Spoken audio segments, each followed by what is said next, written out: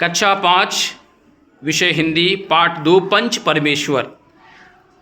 इसके पात्र हैं जुम्मन शेख, दिव्यांश, ये हैं जुम्मन शेख, दिव्यांश, अलगू चौधरी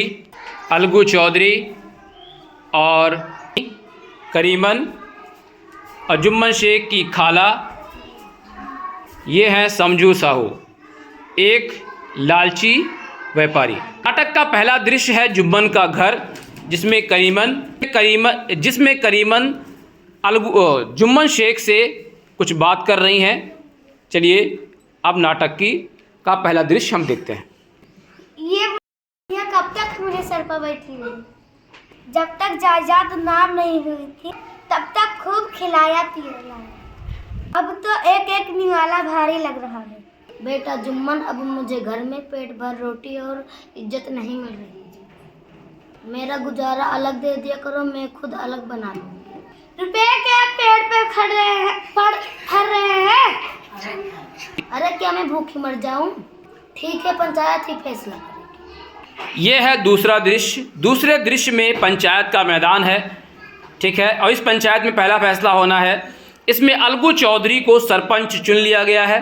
दूसरे दृश्य में मन ही मन अलगू चौधरी जुम्मन शेख सोच रहे हैं कि अलगू चौधरी तो हमारा लंगोटिया यार है, फैसला तो हमारे ही हक में करेगा।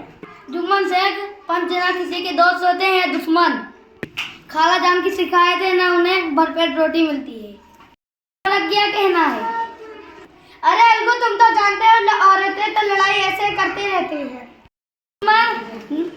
नियम यह कहता है कि खाला को उनकी जायदाद वापस कर दी जाए, हर महीना खर्चा दिया जाए। तो का यही फैसला है। अलगू, तुमने अच्छा नहीं किया है। दोस्ती के बदले में तुमने छुरा घोंसा है। तुमने दोस्ती के बीच का छुरा घोंपा है।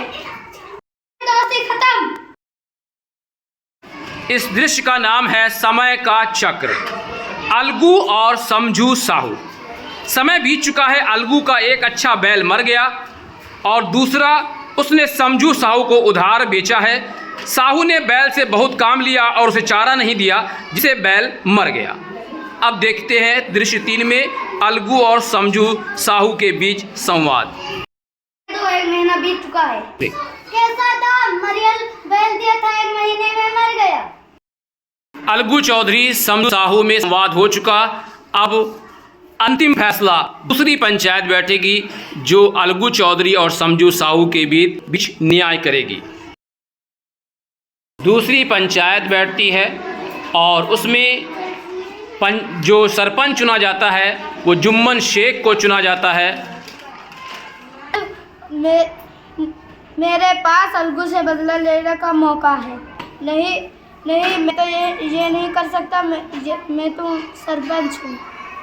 अब अलगू चौधरी और समझू साहू का जो पंचों के बीच फैसला आया है वो फैसला सुनाएंगे जुम्मन शेख।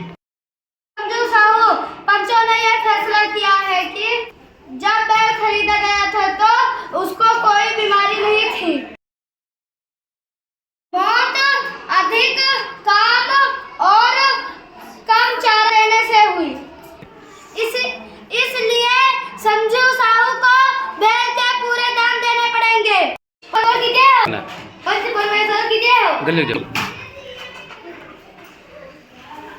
अलगू चौधरी और जुम्मन शेख में एक बार फिर से दोस्ती हो गई और यहीं पे पर्दा गिरता है और पंच परमेश्वर नाटक खत्म होता है।